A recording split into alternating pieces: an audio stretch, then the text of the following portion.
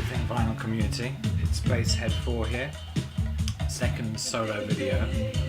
Very much inspired by seeing my video making partner John Kiefer post a couple of incredible videos last night, and just inspired actually to take a theme maybe which doesn't seem to, from what I've seen, get an awful lot of coverage on the vinyl community, and that's reggae. So kicking off with a needle drop, we're listening to the soundtrack to the film called Babylon, a UK film, and we're listening to a UK band, a band who I used to see a lot in the late 70s, early 80s, called Aswad. And this is a very dubbed out version of a track called Hey Jah Children. Really great album and great film actually. Very much worth checking out. Quite a jazzy album with a couple of killer Aswad tracks, Hey Jah Children, Warrior Charge. Some really nice stuff produced by another UK reggae legend, Dennis Bovell, bass player with Matumbi. And then there's some Jamaican cuts as well, Yabby U, Michael Prophet, Iroy. Yeah, this was the sound of early 80s London for me. So yeah, Aswad, another album, second album they made called Hulet. Again, a very jazzy album. Young band, sort of from West London, Ladbroke Grove area. A great bass player called George Oban was playing with them on the first of their two albums. He later went on to form a one-off band called Motion. Another album I'd highly recommend, particularly if you're into that kind of interesting fusion space between reggae and jazz. But yeah, I'm kind of concentrating on stuff that I regard as the more kind of spiritual, ethereal side of reggae. So yeah, Aswad, check them out. Going back to some real roots. Not strictly a reggae album, but I guess an album that potentially features one of the first ska tunes, Oh Carolina. This is Count Ossie and the Mystical Revelation of Rastafari. This is really proper Rastafarian chanting, drumming. It sounds like music that's been made in the hills. There's some horns there, lots of very long tracks with chanting, some horns, very roots. Triple album, pretty hard to get hold of. I think it was released in 1973, but I think a lot of the reggae musicians who we now know from the sort of 70s were, particularly the Rastafarian ones, learnt about the religion and the ways from hanging out with these guys. Staying with that spiritual, almost angelic sound, I guess. One of my favourite record labels, often described as the Motown of Jamaica, is Studio One. And this album is a fantastic vocal harmony group called Carlton and the Shoes, featuring lead vocals, very sweet lead falsetto vocals from Carlton Manning. Yeah, beautiful music. I mean, check out any of those Carlton and the Shoes albums, just really sweet harmonies. Clearly, some of the vocal bands very influenced by the R&B that they were hearing coming over from the States, and clearly sort of people like the Impressions and Curtis Mayfield being big influences, but as ever, you know, putting their own twist on this, because this was coming from Jamaica, and some just lovely, beautiful spiritual tunes, heavenly, I would say. I imagine this is the kind of music you might hear if you're up there. Another fantastic vocalist, also on the Studio One label, is this guy, Slim Smith. He was the lead singer of a vocal group called The Techniques. This is also a really rare and very roots release, Studio One. I actually bought it off Pearl, who was bizarrely married to the South African bass player Johnny Diani, who I believe John talks about in his UK jazz video.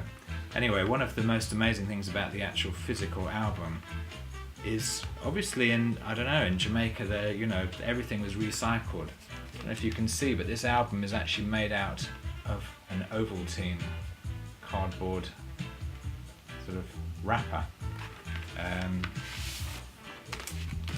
Vinyl looks like it's been sort of hand stamped. But anyway, enough about what it looks like. It's the music that counts. And Slim Smith was, I think, regarded by many as one of the most soulful vocalists in Jamaica. And unfortunately had some mental health issues, which meant he ended up in hospital, and actually tragically died in 1973 when trying to break into his parents' home and cutting his arm on a window. But yeah, anything by Slim Smith, particularly for me, the tracks I'll Never Let Go, Born to Love, Rougher Yet, beautiful stuff on the Coxon Dodd run Studio One label. You can pretty much guarantee, if you come across anything on Studio One, whether it be 7-inch, 12-inch or album, that it's going to be great. And if you like that sound, it's a really distinctive sound. Another Studio One album, again one of my favourite albums, Freddie McGregor and the album Bobby Bobylon. More of a, I guess, a bit more of a Rastafarian influenced album. Again, if you don't know Freddie McGregor, again another beautiful soulful voice from Jamaica, still going strong. Yeah, beautiful stuff, and some just classic rhythms. Lots of rhythms on Studio One records have been rehashed and just come back again and again, even in very contemporary reggae. They were just classic rhythms. So yeah, very, very nice album. Another Coxon, but not the Lloyd Coxon, not Coxon Dodd, I should say, but Lloyd Coxon, who was another Jamaican, but this time he came to England and used to run the Sir Coxon sound system. I think he was based in Wandsworth in South London. And obviously, well, I don't know if you know this, but as much as there was a big sound system scene in the late 60s and all through the 70s in Jamaica, that also got, you know, a UK version happened really sort of from the mid 70s in the UK, and these guys were one of the top sounds. And I think Sir Coxon released a couple of albums. This is King of Dub Rock Part 2, I think there's a Part 1 possibly. And we've got great sort of backing tracks from Jamaica, but then I think there's some additions, you know, some overdubs from some of the UK reggae musicians, possibly some from Matumbi. But it definitely has a distinctively different sound from Jamaican dub albums, and kind of sounds as though you're in a dance somewhere and these guys are playing. Again, some great sort of jazz solos happening here, some fantastic rhythm tracks, lots of wild, sort of strange synthy sound effects. Great vibe. Yeah, great album this. And on to, yes, another great vocal trio actually, Israel Vibration. And this is the album Unconquered People. Yeah, recorded at Tough Gong, which was the Bob Marley owned studio in Jamaica, and featuring pretty much incredible lineup of musicians. You know, the Wailers as the rhythm section, Augustus Pablo on piano, Dean Fraser on the sax. Great production on this, really fantastic sounding album, really nice. You know, very much on a par with what was what Marley was coming out with, but I guess with an even, you know, with none of Chris Blackwell's rock guitar overdubs happening. And you know, interesting, Israel Vibration, two of the band members had polio. I think the band is still going now.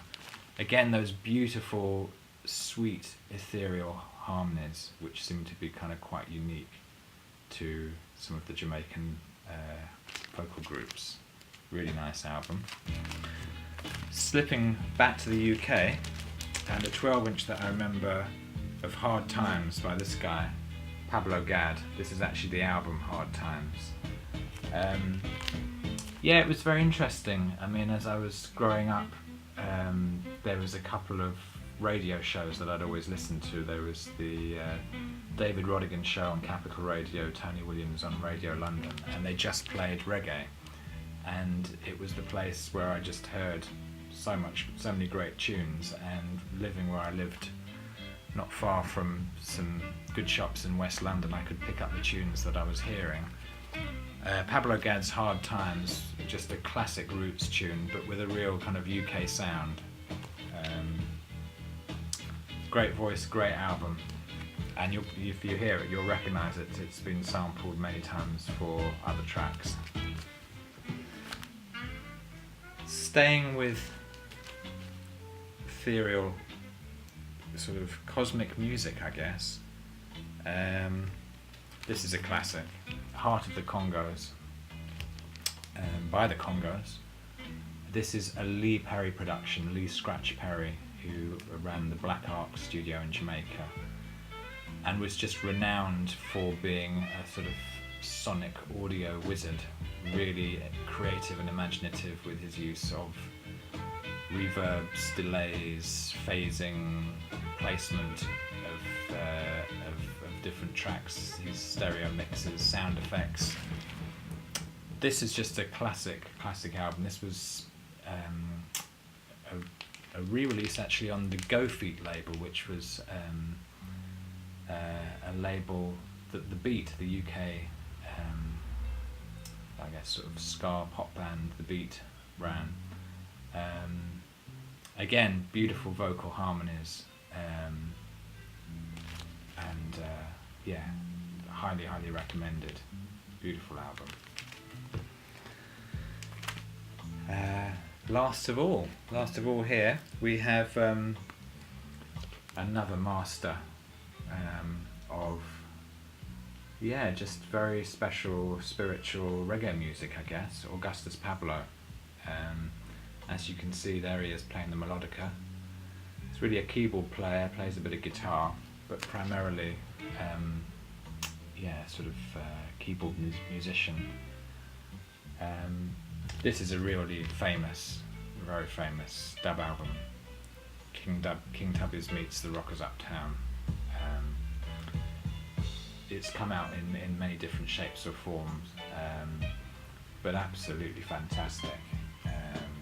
Got Robbie Shakespeare, Aston Family Man Barrett on the bass, Carlton Barrett from the Wailers on the drums, Chinna Smith on guitar. Great. If you need, if you're interested in dub, in reggae music, this is a very good place to start. And then I think you'll want to hear more Augustus Pablo having heard this. So yeah, just a quick one really. Just inspired to see John up there. So yeah, please check out John Kiefer's channel if you If you're interested, I highly recommend checking him out, subscribing to him. John and I will be back probably late September, early October, doing a double header. We both seem to be getting the taste for some solo videos, so you might be seeing some more of us individually before then.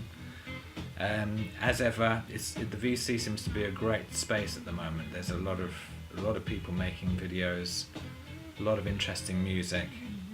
I'm really enjoying my first week of the 28-day vinyl challenge, not buying any vinyl, and it's okay. It's actually great. And just listening to stuff. I got a whole haul of fantastic jazz. Actually, someone's just given to me, which I'll have to show that in another video.